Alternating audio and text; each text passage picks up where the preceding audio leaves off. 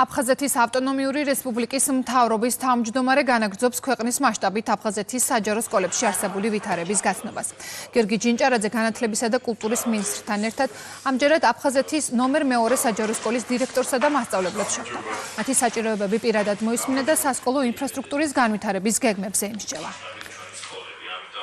ჩვენ უკვე დავიწყეთ ამ სკოლაში მცირე სარეაბილიტაციო სამუშაოები და საომავლოდ ცენტრალურ მთავრობასთან მჭიდრო კომუნიკაციით აქტიურად გავაგრძელებთ იმ პირობების შექმნას, რომელსაც იმსახურებენ ჩვენი მოსწავლეები. ჩვენ კიდევ ერთხელ ვეწვიეთ ნომერ მეორე საჯარო სკოლას, რათა აფხაზეთის მთავრობის თავმჯდომარესთან ერთად გვენახა შესრულებული სამუშაოები. ეს სამუშაოები კიდევ გაგრძელდება, რათა ჩვენმა ახალგაზრდებმა სრულფასოვან გარემოში მიიღონ განათლება. ჩვენ სკოლას ყოველთვის ვცდილობენ, რომ გაუწიონ შესაძლებლობების ფარგლებში გარკვეული დახმარება, შეაფასეს ადგილობრივად სიტუაციები, დაეწნენ საგაკვეთილო პროცესებს, განვიხილეთ სამომავლოდ სხვადასხვა საერთო პროექტები.